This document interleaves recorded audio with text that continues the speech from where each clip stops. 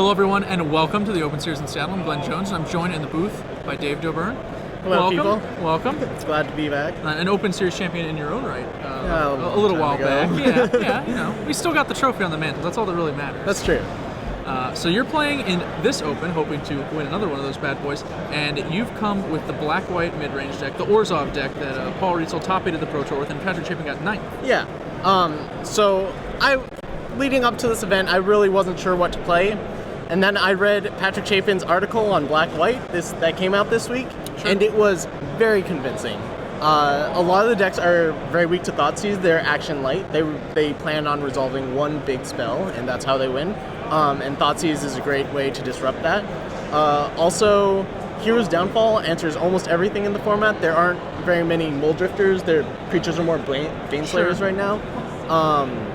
And, well, you basically just get to play all the best cards. Obzdad's one of the most powerful threats in the format. Yeah, he's definitely one of the hardest to remove, and he also hits really hard. Exactly. He races like no one else. The tournament was obviously Pro Tour Theros, a breakout tournament for the Mono Blue Devotion deck, which, you know, had first, second, and third all locked up. But I think that the Orzhov deck was actually the best performing constructed deck of the event, arguably.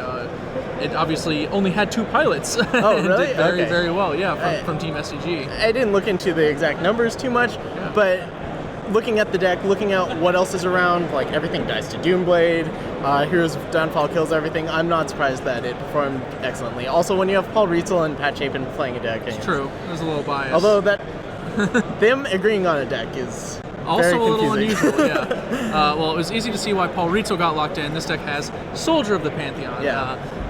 Very Rietzel card, I would say. Yes. But it's a pretty interesting deck list to have it because it has 8 automatic comes into play tap lands, along with 4 Data Shrines. I don't think you're paying 2 life for too often, considering you have Thoughtseize and Read the Bones to worry about. Yeah, you pay 10 life over the course of a game almost all the time. I haven't played against Mono Red yet. I'm not looking forward to it. So what is it like playing with Soldier of the Pantheon in this deck? Obviously, you are a deck that generates pressure, but you're not turn 1ing a lot of soldiers, I imagine. When you have it, you'll play it and be happy. Sure, of course. But a lot of the time, it's a defensive measure. Like against Burning Tree Emissary decks, if you're trying to one for one a Burning Tree Emissary deck, they go Burning Tree, Burning Tree, Burning Tree, or Burning Tree, 2 Burning Trees and something else. Sure. Then it's really hard to come back. And Soldier of the Pantheon just sits in front and blocks the Burning Tree Emissary and just eats them one by one.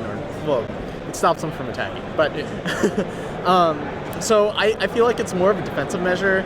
There are a lot of situations where you can pressure Planeswalkers with Soldier of the Pantheon. So it's actually the worst card I've had today, but I can understand why it's in there. It's to act as a defensive measure for the multicolored. I think given the control and mid-rangey field, it's not that surprising that Soldier's been underperforming for you. There's a lot of those decks out here, a lot of Esper, a lot of various black mid-range decks. Hero's Downfall sold out apparently in the city of Seattle, so... Yeah, I had to borrow one from someone I vaguely knew. Yeah. There you go. One of the changes Chapin posted in his article that you've adopted is Banisher Priest, and I want to know how the Priest has been playing out. Well, I played against 2 Esper decks, so that was pretty embarrassing. However, I think Banisher Priest is an excellent change if you're expecting more Devotion decks, which they were, and against the Devotion decks, it's fantastic because they don't run very much removal. It's a lot of the time it's a 2/2 that exiles a creature for 3 mana, and that's not a bad rate at all. It deals with everything. Okay. You can deal with Nightveil Spectre, which I've lost to. One of the things I do like the most about this deck is it's, I think, the best Elspeth deck. Elspeth is a real form of pressure as opposed to the defensive measure, and you're not using the neg3 or the 1/1s to block. You're frequently using the 1/1s to make attackers, and you can tactically use the neg3 a little bit, but it's not really where you're at. You're all about kind of boosting and just having her be a threat, right? Yeah, you're trying to be a threat. I don't think I've stuck her for very long. I think she's gotten Hero Downfall every time I've played her. But yeah, this is a great deck for Elspeth. A lot of the times you're just trying to scrounge together the points of damage to just barely kill them. I mean, if you're playing the control role, that's not the case, but against Esper, just having 3 guys and attacking with 6 creatures or something, you've got a lot of random dudes.